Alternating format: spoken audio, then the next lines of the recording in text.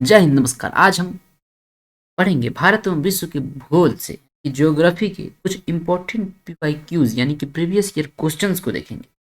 ठीक, जिसमें set one में हम खगोल विज्ञान यानी कि एस्ट्रोनॉमी के 50 क्वेश्चंस को देखेंगे जो कि विगत वर्षों में पूछे गए हैं। चलिए शुरू करते हैं सबसे पहले प्रश्न से। सबसे पहला प्रश्न है, वैज्ञानिक जिन्होंने सर्वप्रथम खोज की वह पृथ्वी सूर्य के चारों ओर घूमती यानी कि सूर्य स्थिर है और पृथ्वी उसके चारों ओर घूमती है, वो बोलने वाले थे कॉपरनिकस साहब। तो ऑप्शन नंबर सी इस प्रश्न का क्या हो जाएगा, सही उत्तर हो जाएगा। ये प्रश्न यहाँ पूछे गए हैं। अगला प्रश्न है, निम्नलिखित में से कौन सा सौरमंडल का भाग नहीं है? तो सौरमंडल का जो भाग होता है वो क्षुद्र ग्रह की पेटी है, ग्रह भी है, धूमकेतु भी होता है, लेकिन निहारिका ये तारा का पार्ट है, क्योंकि तारा बनने से पहले जो तारा होता है उसकी अवस्था निहारिका के रूप में होती है और वो विरल गैस के गोले के रूप में होती है। ठीक, इस प्रश्न का सही उत्तर ऑप्शन नंबर डी हो जाएगा। अगला प्रश्न है, हमारे अंतरिक्ष में कितने तारामंडल है? तो वर्तमान में 89 तारामंडल है, लेकिन यह प्रश्न 2000 ईस्वी में पूछा गया था, तो तब हमारे तारामंडल की जो खोज हुई थी वो 88 हुई थी। तो ऑप्शन नंबर बी इस प्रश्न का सही उत्तर हो जाएगा। अगला प्रश्न है, जिस तारामंडल के तारे ध्रुव तारे की ओर संकेत करते हैं वह कौन से है? तो वो सप्तर्षि तारा है। ऑप्शन नंबर ए इस प्रश्न का क्या हो जाएगा, सही उत्तर हो जाएगा। ठीक है, अगला प्रश्न है, हमारी आकाशगंगा के केंद्र की परिक्रमा करने में सूर्य को समय लगता है? तो हमारा आकाशगंगा का नाम है मंदाकिनी, वो सूर्य उसकी परिक्रमा सूर्य करती है और उसको समय लगता है 25 करोड़ वर्ष, जिसे हम ब्रह्मांड वर्ष के नाम से जानते हैं। ऑप्शन नंबर सी इस प्रश्न का क्या हो जाएगा, सही उत्तर हो जाएगा कि सूर्य द्वारा जो अपनी आकाशगंगा का परिक्रमा किया जाता है उसमें लगा जो समय है वो 25 करोड़ वर्ष है। और सूर्य हम अपने यूनिवर्स अपने आकाशगंगा यानी कि मंदाकिनी का 250 किलोमीटर प्रति घंटे प्रति सेकंड की रफ्तार से क्या करती है, परिक्रमा करती है, और ये 25 करोड़ वर्ष में एक परिक्रमण पूरा होता है, जिसे ब्रह्मांड वर्ष के नाम से जाना जाता है। अगला प्रश्न है, पृथ्वी से सूर्य की दूरी कितनी है? तो पृथ्वी से सूर्य की जो औसत दूरी है वो है 15 करोड़ किलोमीटर, और इजराइल की बात करें तो ये 149.7 मिलियन किलोमीटर यानी कि लगभग 150 मिलियन किलोमीटर यानी कि 15 करोड़ किलोमीटर। तो ऑप्शन नंबर डी इस प्रश्न का क्या हो जाएगा, सही उत्तर हो जाएगा। अगला प्रश्न है, सूर्य ग्रहण कब होता है? तो सूर्य ग्रहण अमावस्या के दिन होता है, तो इसे हम न्यू मून डे कहते हैं या प्रतिपदा। ऑप्शन नंबर बी इस प्रश्न का क्या हो जाएगा, सही उत्तर हो जाएगा।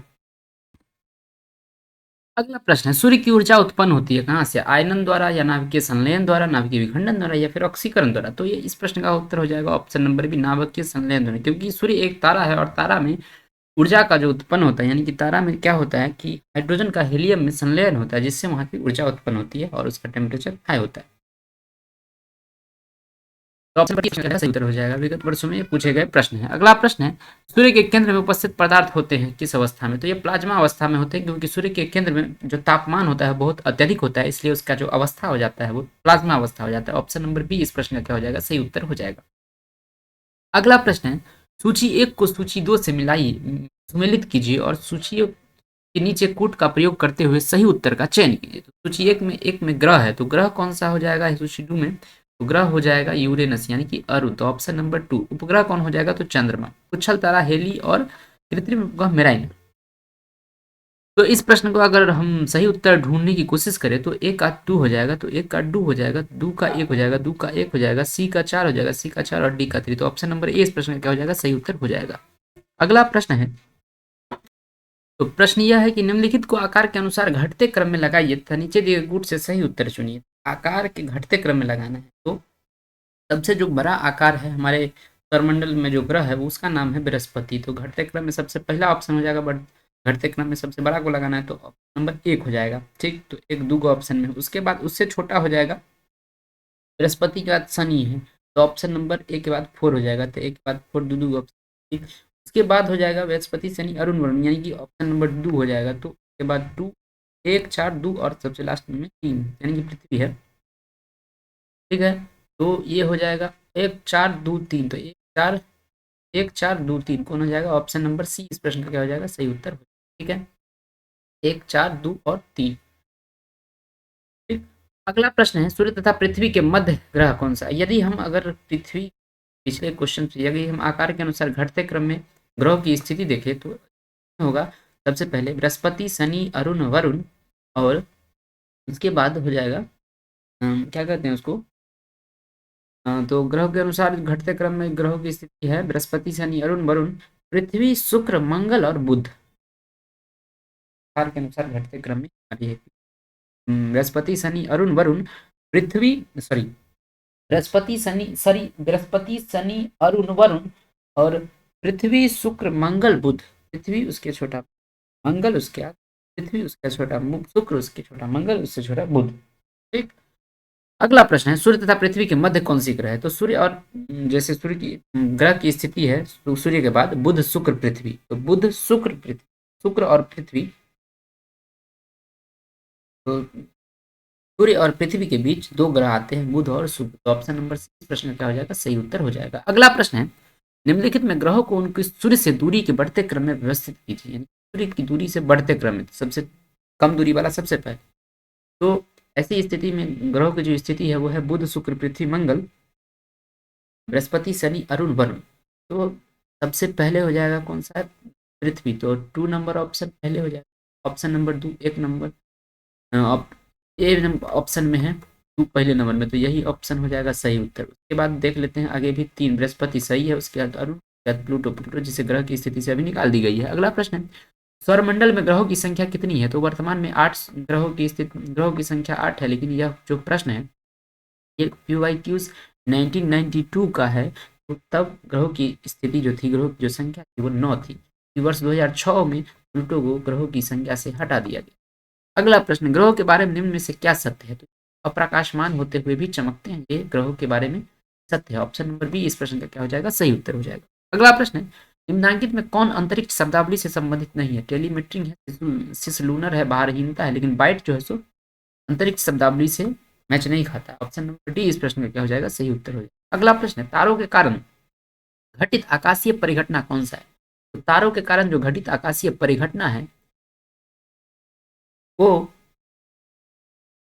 है आपको कृष्ण विवर, क्योंकि इसे हम अंग्रेजी में ब्लैक होल कहते हैं। जब तारे समाप्त होने लगते हैं, यानी तारे का जो जीवन काल समाप्त हो जाता है, तो वो अंततः ब्लैक होल में कन्वर्ट हो जाता है। तो ऑप्शन नंबर बी हो जाएगा। अगला प्रश्न है एक निश्चित आकृति में व्यवस्थित ताराओं का समूह क्या कहलाता है? तो एक निश्चित आकृति में सूर्य के बाद एक निश्चित आकृति में व्यवस्थित ताराओं का जो समूह है उसे नक्षत्र कहते हैं, और उसके बाद जो दूरी पे स्थित तारों का समूह है उसे तारामंडल कहते हैं। तो सबसे इसमें तारामंडल ऑप्शन नहीं है, तो ऑप्शन नंबर बी इस प्रश्न का क्या हो जाएगा? सही उत्तर नक्षत्र। और नक्षत्रों की संख्या वर्तमान में कहे तो 27 नक्षत्रों की संख्या। अगला प्रश्न है हब्बल अंतरिक्ष टेलीस्कोप ने पहली बार एक दूरस्थ तारे को सतह की छाया भेजी, तारे का नाम क्या है? तो इसका नाम है बीटलग्यूस। ऑप्शन नंबर सी इस प्रश्न का सही उत्तर हो जाएगा। अगला प्रश्न है निम्नांकित में कौन अंतरिक्ष में नहीं पाया जाता है? तो अंतरिक्ष में पल्सर पाए जाते हैं, तारे समाप्त होने पल्सर क्वेसर बनते हैं, ब्लैक होल्स भी है, क्वेसर भी है, और ये ब्रिटल स्टार नहीं, क्योंकि एक एनिमल है। तो अंतरिक्ष में एनिमल क्या करेगा भैया? ऑप्शन नंबर बी इस प्रश्न का क्या हो जाएगा? सही उत्तर हो जाएगा। ठीक। अगला प्रश्न है प्रकाश वर्ष इकाई किसकी है? तो प्रकाश वर्ष दूरी की इकाई है। ऑप्शन नंबर बी इस प्रश्न का क्या हो जाएगा? सही उत्तर। तारों के बीच की दूरी जो बहुत ज्यादा दूरी होती है इसी को प्रकाश वर्ष में नापते हैं। अगला प्रश्न ब्लैक होल की जानकारी सर्वप्रथम किसने दी थी? तो एस चंद्रशेखर वैज्ञानिक जो भारतीय वैज्ञानिक थे उन्होंने दी थी ब्लैक होल की जानकारी सर्वप्रथम। ऑप्शन नंबर सी इस प्रश्न का क्या हो जाएगा? सही उत्तर हो जाएगा। अगला प्रश्न है वह सीमा जिसके बाहर तारे आंतरिक मृत्यु से ग्रसित होते हैं क्या कहलाती है? तो ये चंद्रशेखर सीमा कहलाती है। यदि कोई तारा सूर्य के द्रव्यमान के 1.44 गुना यानी कि 1.5 गुने से अधिक होता है, तो वो तारा जब समाप्त होने लगता है तो अभिनव तारा के रूप में ले लेता है, और यदि वो तारा सूर्य के 1.5 से कम होता है तो वो यानी कि क्या कहते हैं उसको श्वेत वमन और काला वमन में समाप्त हो जाता है। तो जब चंद्रशेखर सीमा इस प्रश्न का सही उत्तर हो जाएगा। इसके बाद वो तारा आंतरिक रूप से मृत्यु से ग्रसित हो जाता है। अगला प्रश्न है आकाशगंगा यानी कि मिल्की वे, जो हमारा आकाशगंगा जो मिल्की वे है यानी कि मंदाकिनी है, वर्गीकृत की गई है किसमें? तो ये सर्पिलाकार गैलेक्सी में। ठीक है, हमारा जो गैलेक्सी है आकाशगंगा यानी मिल्की वे वो सर्पिलाकार आकार का है। ऑप्शन नंबर ए इस प्रश्न का क्या हो जाएगा? सही उत्तर हो जाएगा। अगला प्रश्न है बिग बैंग सिद्धांत निम्नलिखित के उद्भव को व्याख्या करता है। तो ये ब्रह्मांड की उत्पत्ति का सिद्धांत है, जॉर्ज लेमेत्रे ने दिया था। ऑप्शन नंबर सी इस प्रश्न का क्या हो जाएगा? सही उत्तर हो जाएगा। अगला प्रश्न है सुपरनोवा क्या है? तो सुपरनोवा जब तारे समाप्त होने लगते हैं और वो तारा जिसका द्रव्यमान सूर्य के द्रव्यमान के 1.44 गुना से अत्यधिक होता है वो तारा समाप्त होने के कगार पर सुपरनोवा के फॉर्म में बन जाते हैं, यानी कि जिसे हम हिंदी में अभिनव तारा कहते हैं, जिसे विस्फोटक तारा के रूप में भी कहा जाता है। वो एक मृतप्राय तारा के रूप में होता है। ऑप्शन नंबर डी इस प्रश्न का क्या हो जाएगा, सही उत्तर हो जाएगा। अगला प्रश्न है, महाविस्फोट सिद्धांत संबंधित है किससे? तो ये ब्रह्मांड की उत्पत्ति से महाविस्फोट सिद्धांत संबंधित है। ऑप्शन नंबर बी इस प्रश्न का क्या हो जाएगा, सही उत्तर हो जाएगा। अगला प्रश्न है, तारों के मध्य दूरी ज्ञात करने की इकाई कौन सी है? तो तारों के जो मध्य है, दो तारों के जो बीच की दूरी है उसे हम प्रकाश वर्ष के रूप में नापते हैं। तो ऑप्शन नंबर डी इस प्रश्न का क्या हो जाएगा, सही उत्तर हो जाएगा। अगला प्रश्न है, निम्नलिखित में से कौन सा ग्रह सौरमंडल का नहीं है? तो बुध भी है सौरमंडल का, शुक्र भी है, शनि भी है, लेकिन फ्लोरिडा कोई ग्रह नहीं है। तो ऑप्शन नंबर बी इस प्रश्न का क्या हो जाएगा, सही उत्तर हो जाएगा। अगला प्रश्न है, निम्नलिखित युग्मों में से कौन सा सुमेलित नहीं है? सौरमंडल का सबसे बड़ा ग्रह बृहस्पति, सही बात है। सौरमंडल का सर्वाधिक छोटा ग्रह बुध, सही बात है। सौरमंडल का सर्वाधिक चमकीला ग्रह शुक्र, सही बात है। सौरमंडल का सबसे मंदतम गति वाला ग्रह मंगल, बिल्कुल गलत बात है। ये हो जाएगा वरुण यानी कि नेपच्यून हो जाएगा, सबसे धीरे चलता है। ऑप्शन नंबर डी इस प्रश्न का क्या हो जाएगा, सुमेलित नहीं। अगला प्रश्न है, सूर्य के निकटतम ग्रह कौन सा है? प्रश्न है कि सूर्य के निकटतम ग्रह कौन सा है, यानी सबसे निकटतम ग्रह सूर्य के बाद बुध है। तो ऑप्शन नंबर ए इस प्रश्न का क्या हो जाएगा, सही उत्तर हो जाएगा। अगला प्रश्न है, हाइड्रोजन, हीलियम तथा मीथेन प्रमुख गैसें जो विद्यमान होती है किस चीज ग्रह पे? तो ये बृहस्पति, शनि तथा मंगल ग्रह पे विद्यमान होती है। ऑप्शन नंबर बी इस प्रश्न का क्या हो जाएगा, सही उत्तर हो जाएगा। अगला प्रश्न है, प्रत्येक सूर्य ग्रहण होता है कब होता है? तो ये अमावस्या के दिन होता है। तो ऑप्शन नंबर बी इस प्रश्न का क्या हो जाएगा, सही उत्तर हो जाएगा। अगला प्रश्न है, सूर्य का आकार पृथ्वी से कितना गुना बड़ा है? तो सूर्य का जो व्यास है वो पृथ्वी के व्यास से लगभग 109 गुना बड़ा है। तो ऑप्शन नंबर सी इस प्रश्न का क्या हो जाएगा, सही उत्तर हो जाएगा। अगला प्रश्न है, पृथ्वी सूर्य से निकटतम दूरी पर होती है कब? जब पृथ्वी सूर्य से निकटतम दूरी पर कब होती है? तो 3 जनवरी को होती है। ऑप्शन नंबर ए इस प्रश्न का क्या सही उत्तर हो जाएगा। जब सूर्य से सबसे निकटतम दूरी पर होती है तब इसको हम क्या कहते हैं, 3 जनवरी वाले को सौर कहते हैं, जिसे अंग्रेजी में पेरीहेलियन के नाम से जानते हैं। और सूर्य से पृथ्वी की दूरी जब सूर्य से पृथ्वी की दूरी सबसे अधिक होती है तब ये होती है 4 जुलाई को, जिसे हम अपसौर यानी कि एपीहेलियन के नाम से जानते हैं। ठीक। अगला प्रश्न है कि किसने सर्वप्रथम यह स्थापित किया कि सभी ग्रह सूर्य की परिक्रमा करता है? तो यह कोपरनिकस निकोलस कोपरनिकस ने कहा था कि सूर्य स्थिर है और उसकी परिक्रमा सभी ग्रह करते हैं, तो पृथ्वी भी करती है। तो ऑप्शन नंबर ए इस प्रश्न का क्या हो जाएगा, सही उत्तर हो जाएगा। अगला प्रश्न है, यह किसने सर्वप्रथम प्रतिपादित किया कि सूर्य हमारे सौरमंडल का केंद्र है और पृथ्वी इसकी परिक्रमा करती है? तो ये भी कोपरनिकस ने कहा था। ऑप्शन नंबर डी इस प्रश्न का सही उत्तर हो जाएगा।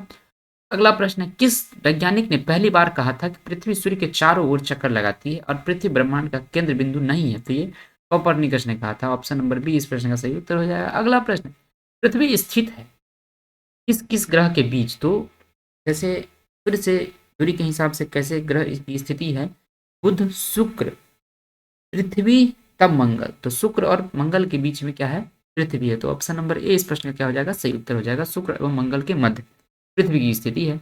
अगला प्रश्न है, एक व्यक्ति काली अंधेरी रात में रेगिस्तान में अकेला खड़ा था। उसने अपने गांव जाना था जो वहां से पूर्व में 5 किलोमीटर दूरी पर था। उसके पास दिशा ज्ञान के लिए कोई यंत्र नहीं था पर उसने ध्रुव तारे को पहचान लिया। अब उसको गांव पहुंचने के लिए निम्नलिखित में से कौन सा मार्ग अपनाना अधिकतम सुविधाजनक हो? ध्रुव तारा जो कि उत्तर में होता है तो उसे पूर्व में जाना है। ठीक। ध्रुव तारा उत्तर में होता है। ठीक। इसे जाना है पूर्व में, तो इसे अपने बाईं ओर रख करके, ध्रुव तारा को अपने बाईं ओर रख करके और इधर मुंह चल दे, हो जाएगा अपने 5 किलोमीटर अपना पूरा गाँव पहुंच जाएगा। तो ध्रुव तारे को अपनी बाईं ओर रखकर चले। ऑप्शन नंबर सी इस प्रश्न का सही उत्तर हो जाएगा। अगला प्रश्न है, तारे का रंग सूचक क्या है? तो उसके ताप का। ऑप्शन नंबर डी इस प्रश्न का क्या हो जाएगा, सही। यदि किसी तारे का ताप यानी कि तारे का रंग अगर लाल है, इसका मतलब वो निम्न ताप है उसका। और यदि उस तारे का यानी कि रंग जो है सो सफेद है, इसका मध्यम ताप पे तारा का रंग सफेद होता है और उच्च ताप पे तारे का रंग जो होता है वो क्या हो जाता है, नीला हो जाता है। अगला प्रश्न है, निम्नलिखित कथनों पर ध्यान दीजिए। पृथ्वी और सूर्य के बीचों बीच स्थित अंतरिक्ष यान में बैठे व्यक्ति को दिखाई पड़ेगा कि आकाश स्याह काला है और तारे टिमटिमाते नहीं है। अंतरिक्ष यान के बाहर का ताप पृथ्वी तल के ताप से कहीं अधिक है। बिल्कुल, आकाश स्याह काला दिखाई देगा और तारे टिमटिमाते हुए नहीं दिखाई देंगे। पर्यावरण के यानी कि वायुमंडल के कारण होता है और आकाश स्याह काला दिखाई देगा क्योंकि वायु ऊपर अंतरिक्ष में जाने के बाद अंतरिक्ष यान से ऊपर उसे वायुमंडल नहीं दिखाई देगा। तो ऑप्शन नंबर 1 और 2 सही है। तो ऑप्शन नंबर बी इस प्रश्न का हो जाएगा, सही उत्तर हो जाएगा। अगला प्रश्न है, यदि एक प्रेक्षक तारों को क्षितिज से लंबवत उठते देखता है तो वो अवस्थित कहाँ पे है? तो वो विषुवत रेखा पे है। अपना अपने ऊपर तारे को लंबवत उठते हुए देखेगा। ऑप्शन नंबर ए इस प्रश्न का क्या हो जाएगा, सही उत्तर हो जाएगा। अगला प्रश्न है, निम्नलिखित में कौन सी खगोलीय वस्तु नहीं है? तो पल्सर भी खगोलीय वस्तु है। कृष्ण मास्टर क्या होता है? यही नहीं है। ऑप्शन नंबर सी इस प्रश्न का हो जाएगा, सही उत्तर हो जाएगा। खगोलीय वस्तु नहीं है। कृष्ण विवर होता तो होता। अगला प्रश्न है, हमारे सौर परिवार के संदर्भ में निम्नलिखित में से कौन सा कथन सही है? हमारे सौर परिवार के सभी ग्रह सघनतम है, बिल्कुल सही बात है। पृथ्वी के संगठन में मुख्य तत्व सिलिकॉन है, बिल्कुल गलत बात है। पृथ्वी और सौर परिवार के द्रव्यमान का 75%, बिल्कुल गलत बात है। सूर्य का व्यास पृथ्वी के व्यास का 190 गुना, बिल्कुल गलत बात है, 100 गुना। ऑप्शन नंबर ए इस प्रश्न का सही उत्तर है, बाकी सारे गलत है। अगला प्रश्न है कि सूर्य से दूरी के क्रम में निम्नलिखित में से कौन से दो ग्रह मंगल और यूरेनस के बीच है? तो मंगल और यूरेनस के बीच अगर ग्रह की स्थिति सूर्य के बाद देखें तो बुध शुक्र पृथ्वी मंगल, एक बृहस्पति शनि अरुण वरुण, अरुण को ही यूरेनस कहते हैं। बृहस्पति शनि दो ग्रह सूर्य और मंगल और यूरेनस के बीच है, तो ऑप्शन नंबर इस प्रश्न का क्या हो जाएगा, सही उत्तर हो जाएगा। अगला प्रश्न है, सूचियों को सूची 2 के साथ सुमेलित कीजिए और सूचियों के नीचे दिए गए कूट का प्रयोग करके सही उत्तर चुनिए। सौरमंडल का सबसे छोटा ग्रह बुध है, लेकिन इस ऑप्शन में प्लूटो है, तो ये क्वेश्चन कहिया का है, तो 1998 का है, तो बिल्कुल सही बात है, तब तक प्लूटो ही था। तो एक का हो जाएगा 4 नंबर, डाल दीजिए 4 से मिल जाओ। सौरमंडल का सबसे बड़ा ग्रह बृहस्पति है, तो बी का 3 ठीक है। सौरमंडल में सब सूर्य से दूसरे स्थान पर ग्रह तो बुध शुक्र है, तो ऑप्शन नंबर मिल गया, सब मिल गया। ए का 4 बी का 3, ए का 4 बी का 3, ए का 4 बी का 3, बिल्कुल सही बात है। Option number D. सी का 2 और बी का और डी का से निकटतम ग्रह बुध, तो डी का 1, ऑप्शन नंबर डी इस प्रश्न का हो जाएगा, सही उत्तर हो जाएगा। अगला प्रश्न है, हीरक वलय यानी कि डायमंड जो रिंग होता है वो एक दृश्य है जिसे देखा जा सकता है, कब देखा जा सकता है? जब सूर्य ग्रहण लगा हो और वो पूर्णतया लगा हो और उसकी परिधि जो होती है उस पर दिखाई देती है। ऑप्शन नंबर सी इस प्रश्न का हो जाएगा, सही उत्तर हो जाएगा, केवल पूर्णतया पदचिन्ह के परिधियों क्षेत्रों में। अगला प्रश्न है, सूर्य और पृथ्वी के बीच औसत दूरी कितनी है? तो 15 करोड़ किलोमीटर है, जिसे हम 150 गुने 10 के पावर 6 किलोमीटर, इस प्रश्न का क्या हो जाएगा, सही उत्तर हो जाएगा।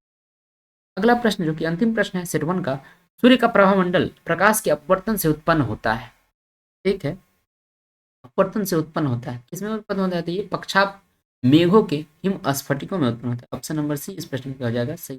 ये भी प्रीवियस ईयर आईएएस प्री 2002 में पूछा गया प्रश्न है। तो ये थे ज्योग्राफी के, एस्ट्रोनॉमी से, खगोल विज्ञान से कुछ प्रीवियस ईयर क्वेश्चंस जो कि सेट 1 में। हम आगे भी हम सेट 2 जो कि प्रीवियस ईयर क्वेश्चंस का होगा, आगे हम देखेंगे सेट 2 को, प्रीवियस ईयर क्वेश्चंस के सेट 2 को। ठीक, तब तक के लिए धन्यवाद, नमस्कार, जय।